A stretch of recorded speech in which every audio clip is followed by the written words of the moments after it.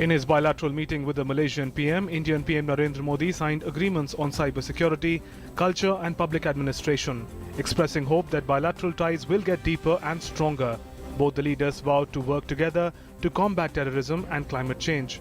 Modi was accorded a ceremonial welcome with an impressive ceremonial guard of honor at Perdana Square in Putrajaya as he entered the bilateral phase of his visit to Malaysia on Monday, the third day of his visit to this Southeast Asian nation.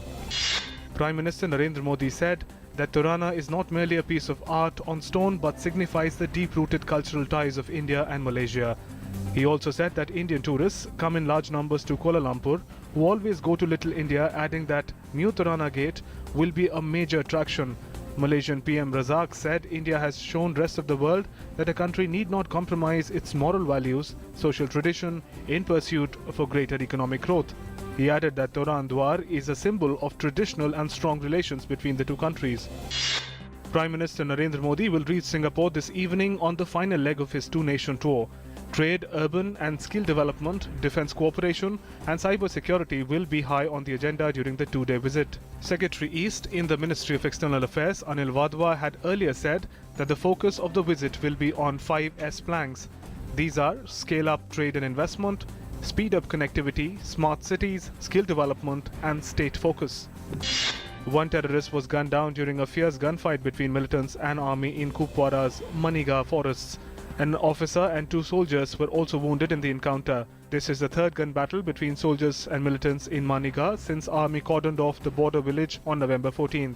The search operation comes just 5 days after Colonel Santosh Mahadik was martyred and 5 personnel were injured when they were attacked by militants during a search operation in Kupwara.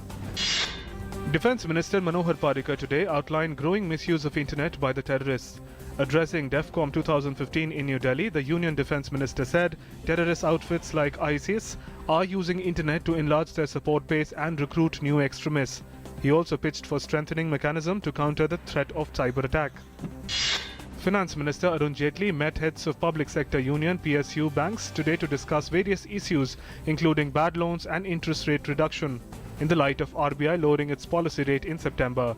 The performance review meeting of public sector banks will also take stock of credit flow to productive sectors to spur economy and review of Indradhanush, the 7-pronged strategy to revive PSBs. In Tamil Nadu, the northeast monsoon has been active in bringing heavy rains in many parts of the state.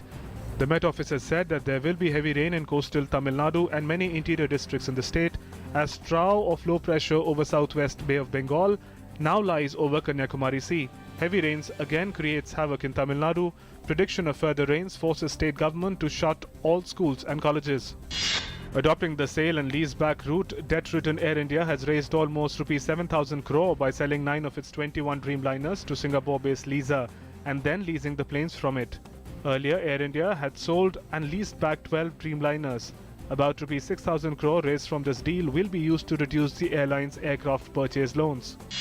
Sri Lankan President Maithripala Sirisena has expressed his gratitude to India for funding various welfare projects in Sri Lanka during the inauguration of Mahatma Gandhi International Centre funded by the Indian government in Matale town. The centre, built at the cost of Rs 4 crore, was funded under the Indian government's development cooperation partnership with Sri Lanka. The overall Indian assistance in Sri Lanka amounts to $2.6 billion, which also includes the flagship Indian Housing Project. French authorities have released a photograph of the third of the 3 suicide bombers who blew themselves up outside Stade de Francais in Paris on the 13th of this month. Investigators said the assailant turned up among refugees on Greek island of Leros on the 3rd of the last month, along with another attacker whose photo has been released but remains unidentified.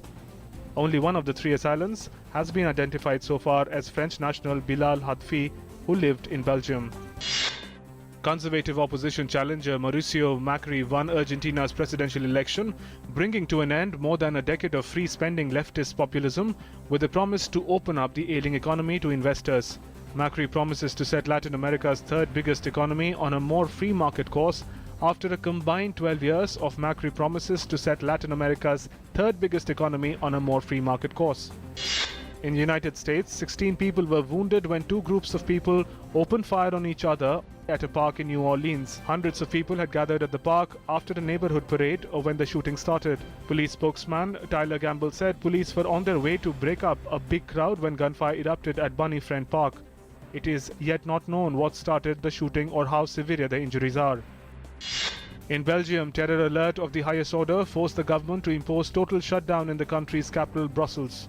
Belgian armed police mounted raids across Brussels after the Prime Minister announced another day of lockdown in the capital, apprehending a new Paris-style mass attack. Security forces conducted searches in several parts of the capital and cordoned off areas close to the city's main tourist attraction, the Renaissance Grand Place around the town hall. Police are searching for the prime suspect of the Paris attack, Saleh Abdul Salam, who is believed to have sneaked into Belgium. At least 16 people have been arrested. Novak Djokovic capped a remarkable season with a victory over Roger Federer to claim a record fourth straight ATP World Tour final title. The world number one from Serbia broke serve 3 times to win 6-3, 6-4 in 80 minutes. Djokovic also made amends to defeat by 6-time champion Federer in the group stage.